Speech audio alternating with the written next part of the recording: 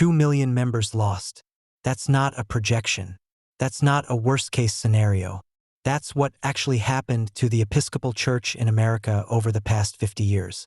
In 1966, the Episcopal Church had 3.6 million members, making it one of the most influential religious bodies in America. Today, they have fewer than 1.6 million, a 56% collapse. Over half their membership gone in 2 generations. Churches that once overflowed now sit mostly empty. Parishes that survived the Civil War, 2 world wars, and the Great Depression couldn't survive the 21st century. But here's what makes this collapse even more devastating. This wasn't just any denomination. This was the Church of Presidents, Supreme Court justices, and American aristocracy. George Washington, Franklin Roosevelt, and George H.W. Bush were Episcopalians. This was the church with the most beautiful architecture, the most liturgical tradition, and the deepest connections to American power. The church that married high society weddings and buried titans of industry. The church that seemed too established, too wealthy, too connected to ever truly decline. And yet it's dying faster than almost any denomination in America. Today, we're investigating the Episcopal collapse. How the Church of America's elite lost 2 million members. What went so catastrophically wrong. Why beautiful Gothic buildings now sit nearly empty on Sunday mornings. And what this reveals about the future of mainline Protestantism in America. If you want to understand the most dramatic collapse of an establishment church in modern history, subscribe now. Because the Episcopal story isn't just about one denomination. It's about what happens when churches choose cultural accommodation over theological conviction, when progressive politics trump evangelism, and when being accepted by the world becomes more important than being faithful to the gospel. To understand the collapse, you need to understand how high the Episcopal Church once stood. For most of American history, the Episcopal Church was the church of the American establishment. If you wanted to network with power brokers, you joined an Episcopal parish. If you wanted to marry into old money, you became Episcopalian. The church was culturally elite, intellectually sophisticated, and socially prestigious. Episcopal parishes occupied the best real estate in cities across America. Gothic cathedrals and colonial-era churches worth tens of millions of dollars. The denomination controlled massive endowments, ran prestigious schools, and counted among its members a disproportionate number of America's most influential citizens. In the 1950s and early 60s, the Episcopal Church seemed invincible. Membership was growing. New churches were being planted. Seminaries were full. The future looked bright. Average Sunday attendance topped 3.5 million. The church pension fund was one of the wealthiest religious investment portfolios in the world. Episcopal schools like St. Paul's and Groton educated America's elite. The prayer book shaped Anglican worship worldwide. But beneath the surface, cracks were forming. The cultural Christianity that filled Episcopal pews was a mile wide and an inch deep. People attended because it was socially expected, not because of deep faith conviction. When cultural expectations changed, attendance collapsed. The Episcopal Church also faced a fundamental tension. They wanted to maintain elite cultural status while also being prophetically Christian. But the values of American elite culture and the values of biblical Christianity increasingly diverged. The church would have to choose, accommodate culture to maintain status, or maintain biblical teaching and lose cultural acceptance. Over the next 50 years, the Episcopal Church consistently chose cultural accommodation. And they lost both cultural status and religious vitality in the process. The first wave of decline hit in the 1960s and 70s. Membership peaked in 1966 at 3.6 million and immediately began dropping. By 1980, membership had fallen to 2.8 million, a loss of 800,000 in just 14 years. What happened? The 1960s cultural revolution disrupted all institutions, including churches. Young people questioning authority weren't going to attend church just because their parents did. The social pressure that had filled Episcopal pews evaporated. People who'd attended out of obligation stopped attending. But other denominations navigated the 60s without catastrophic decline. Why did the Episcopal Church fare so poorly? because they had no compelling theological reason for people to stay once social pressure disappeared. Episcopal theology had become so minimalist, so focused on liturgy and tradition rather than gospel and discipleship, that members had little personal faith investment. They had religious habits but not transformative faith. When habits weren't socially reinforced, they disappeared.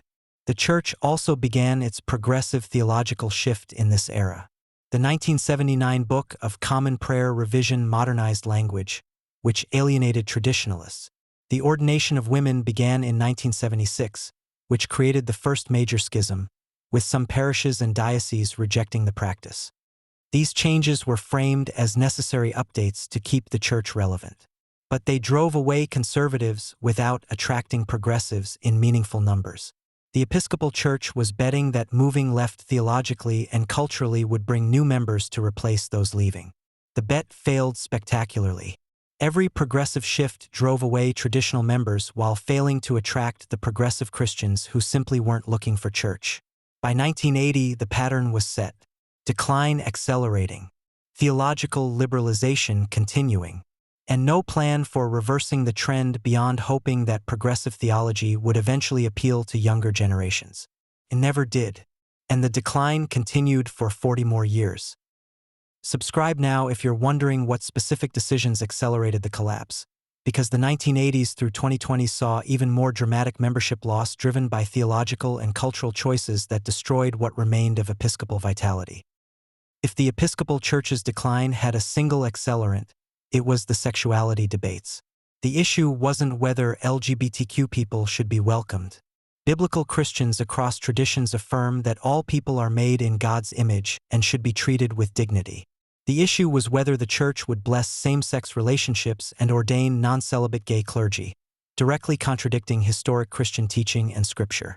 In 2003, the Episcopal Church consecrated Gene Robinson as Bishop of New Hampshire. Gene was openly gay and in a committed relationship. This wasn't a compromise position.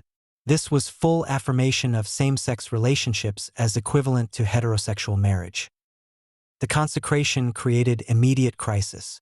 Conservative Episcopal parishes and entire dioceses began leaving the denomination. They couldn't remain in a church that had explicitly rejected biblical teaching on sexuality. Some joined the Anglican Church in North America, a breakaway denomination. Others placed themselves under African Anglican bishops. Still others became independent. The departures were massive. Hundreds of parishes left, taking tens of thousands of members with them. But here's the devastating irony. The Episcopal Church fractured itself to become LGBTQ affirming, believing this would attract progressive Christians and younger generations. It didn't work. The people who left weren't replaced. Young progressive Christians weren't flooding into Episcopal churches grateful for affirmation. They mostly weren't attending church at all. The Episcopal Church traded theological conviction and half its remaining membership for progressive credentials that bought them nothing. Membership in 2003 was about 2.3 million. By 2020, it had fallen to 1.6 million. The Church lost 700,000 members in 17 years while pursuing the very strategy supposed to reverse decline. The sexuality issue also poisoned relationships within the global Anglican communion. African Anglican provinces, which represent the majority of global Anglicans, were horrified by the American Church's decisions. They threatened to break communion entirely. The Archbishop of Canterbury tried to hold things together but failed. Global Anglicanism fractured, with the Episcopal Church increasingly isolated and irrelevant. The sexuality wars revealed that the Episcopal Church cared more about being accepted by progressive American culture than about maintaining unity with global Christianity or faithfulness to Scripture. They chose to be on the right side of history in secular terms. But they ended up on the wrong side of church history, hemorrhaging members and losing any claim to represent historic Anglican Christianity. The sexuality issue was symptomatic of deeper theological liberalism that had been growing in the Episcopal Church for decades. By the early 2000s, significant portions of Episcopal leadership didn't hold Orthodox Christian beliefs. Former Episcopal Bishop John Shelby Spong openly denied the virgin birth, the bodily resurrection, and the substitutionary atonement. He called traditional Christianity toxic and advocated for completely reimagining faith for modern people. Spong was extreme, but he represented a broader trend. Many Episcopal clergy and theologians had abandoned belief in core Christian doctrines while maintaining religious vocabulary and liturgy. This created a church that looked Christian, used Christian language, and performed Christian rituals, but didn't actually believe or teach historic Christianity. Services featured beautiful liturgy and traditional music, but sermons questioned whether Jesus really rose from the dead or whether God actually exists as a personal being. For committed Christians, this was intolerable. Why attend a church that doesn't believe its own teachings? Why sing ancient creeds while the priest doesn't believe what the creeds affirm? Traditional members left for churches that actually believed Christianity was true. But progressive members didn't replace them because progressives who wanted church-like community without Christian belief had cheaper, easier options than Episcopal Church membership. The theological liberalism also produced clergy who couldn't articulate why anyone should be Christian. If Christianity isn't uniquely true, if Jesus isn't the only way to God, if the resurrection didn't actually happen, why bother with church? Why not just be spiritual but not religious or secular humanist or Buddhist? Episcopal leaders had no compelling answer. They'd given up claims to truth in exchange for intellectual respectability and cultural acceptance. But religious organizations built on relativism don't survive. If everything's equally valid, nothing's worth sacrificing for. The Episcopal Church's theological collapse destroyed its ability to make disciples, evangelize, or offer anything the broader culture couldn't get elsewhere. They became indistinguishable from progressive secular institutions, just with nicer buildings and older music. As the Episcopal Church liberalized theologically and focused on social justice activism, evangelism disappeared entirely. The denomination that once planted churches and sent missionaries stopped trying to make new converts. The assumption became that evangelism was arrogant and imperialistic. Who are we to tell others they need Jesus? Shouldn't we just affirm whatever spiritual path they've chosen? This anti-evangelism stance was intellectually consistent with theological liberalism. If Christianity isn't uniquely true, evangelism is indeed arrogant. But it also guaranteed demographic collapse. Religious organizations that don't make new converts die when existing members die. The numbers are stark.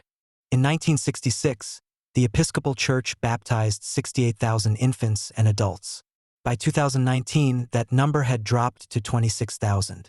Infant baptisms specifically collapsed as younger Episcopalians stopped having children or stopped baptizing the children they had.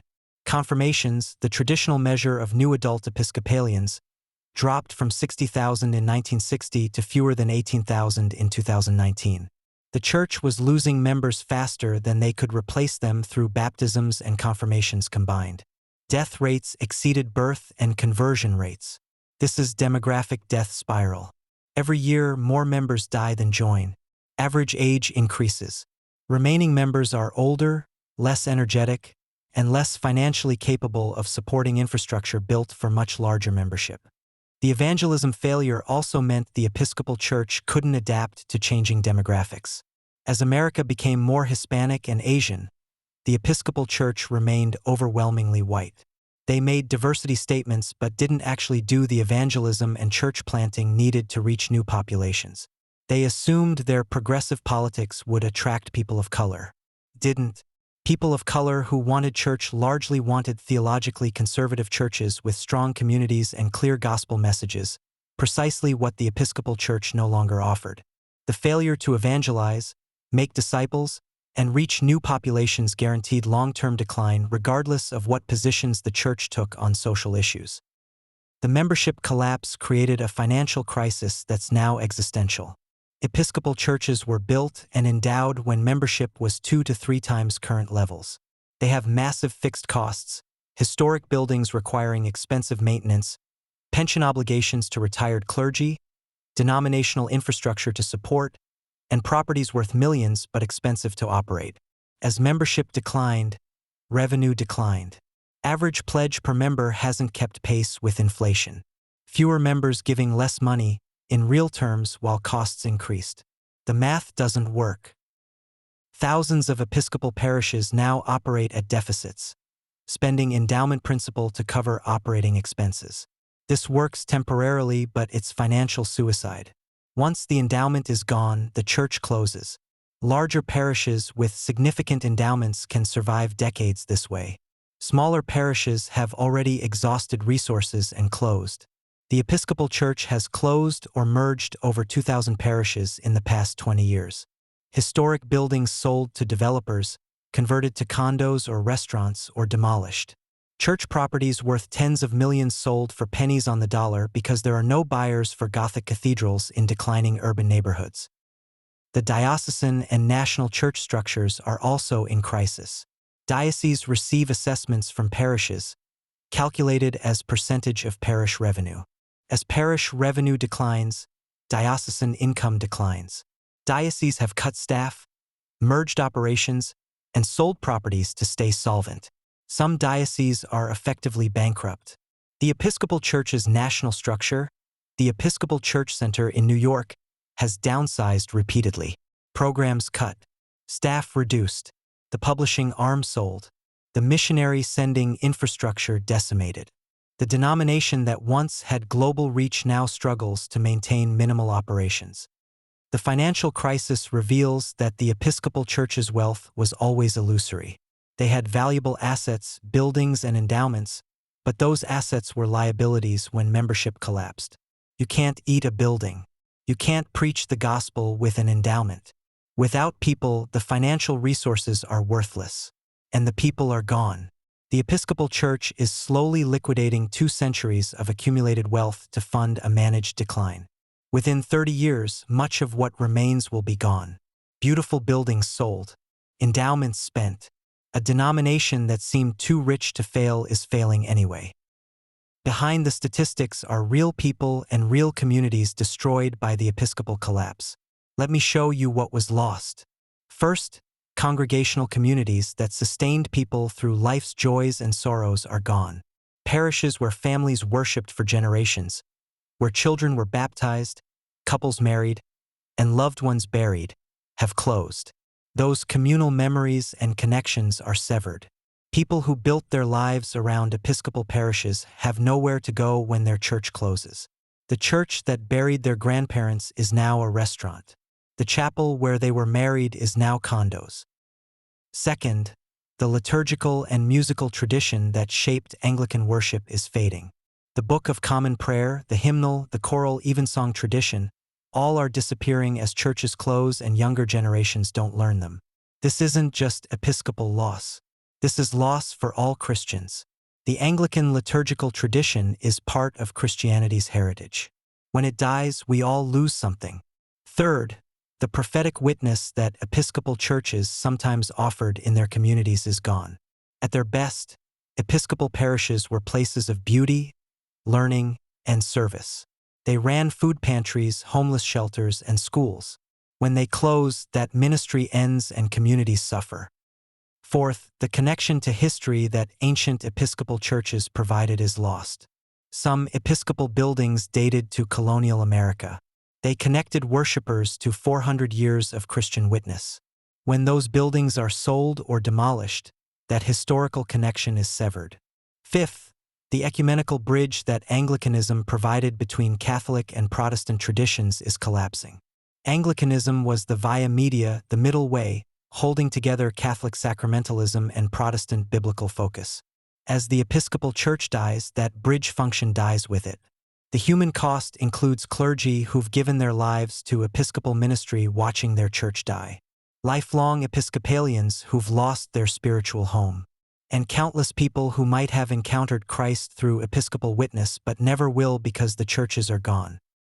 Where did 2 million Episcopalians go? The departures fall into categories. First, significant numbers left for conservative Anglican churches. The Anglican Church in North America, formed by departing Episcopalians, has about 130,000 members. That's far fewer than left the Episcopal Church, meaning most didn't join ACNA, but it represents the most committed conservatives who wanted to stay Anglican. Second, many joined other mainline Protestant churches, Presbyterian, Methodist, or Lutheran congregations that felt liturgically similar but less aggressively progressive. Third, some joined evangelical churches, particularly those with liturgical elements. Anglican-influenced evangelical churches benefited from Episcopal refugees seeking Orthodox theology with familiar worship. Fourth, substantial numbers joined Catholic or Orthodox churches. Episcopalians attracted to liturgy and sacraments but wanting more theological conservatism found Catholicism or Orthodoxy appealing. The ordination of women and blessing of same-sex relationships drove some Episcopalians toward traditions that maintain historic positions on those issues. Fifth, many simply stopped attending church altogether. They'd been cultural Episcopalians, attending out of habit or family expectation. When those pressures disappeared, they left organized religion entirely. Some remained nominally Christian but never darkened another church door. Others embraced secular identities. The sixth and perhaps largest category are those who died. The Episcopal Church's average age is now over 60.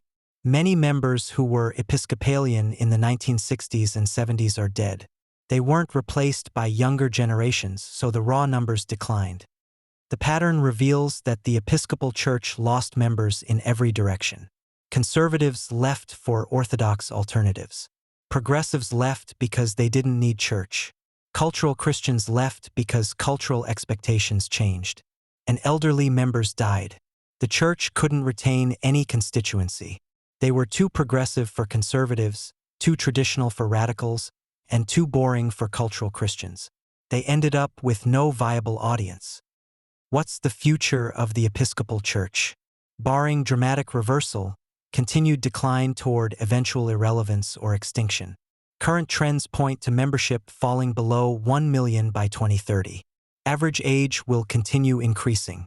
Death rates will exceed baptism and confirmation rates by wider margins.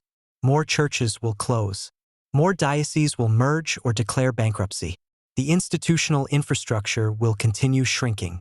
Within 50 years, the Episcopal Church may cease to exist as a national denomination, surviving only as scattered independent parishes with loose connections. Some predict a remnant will survive indefinitely. Rich parishes with large endowments in desirable locations could operate for decades even with tiny memberships. Cathedral congregations in major cities might maintain tourist draw status. But the Episcopal Church as a significant religious force in America is already over. That era ended. What remains is managed decline. Could the collapse be reversed? Theoretically, but it would require changes that seem politically impossible given current leadership. The Church would need to repudiate theological liberalism and return to biblical orthodoxy. Reject the sexuality positions that fractured the communion. Prioritize evangelism and discipleship over social activism. Reform governance to empower Orthodox leaders. And rebuild from a much smaller base with humility and faithfulness. These changes are unlikely because they would require current leadership to admit they were wrong about everything. That their progressive strategy failed catastrophically. That choosing cultural acceptance over biblical faithfulness destroyed the Church. Leaders rarely admit such comprehensive failure. More likely, the Episcopal Church will continue current trajectories, becoming smaller, more progressive, more irrelevant, until it's functionally extinct. Then historians will study the collapse as a case study in institutional failure and theological abandonment. What should Christians learn from the Episcopal collapse? First, cultural accommodation is death. The Episcopal Church tried to stay relevant by adopting progressive cultural positions. They lost cultural status and religious vitality. Churches that chase cultural acceptance will always be one step behind culture and will never attract people who can get progressive values without church's costs. Second, theological liberalism doesn't appeal to new generations. Every progressive theological move was supposed to attract younger, more progressive Christians. It never worked. Young people don't join liberal churches. They stay home or join conservative churches that actually believe something. Third, beautiful liturgy and architecture can't compensate for theological emptiness. The Episcopal Church had the most beautiful buildings and richest liturgical tradition. But without gospel content and life transformation, beauty is insufficient. People need truth, not just aesthetics. Fourth, you can't evangelize if you don't believe Christianity is true. The Episcopal Church's relativism made conversion unnecessary and evangelism inappropriate. But religious movements that don't make converts die. Fifth, institutions built on social status collapse when status markers change. The Episcopal Church was the church of America's elite when being part of the elite meant church membership.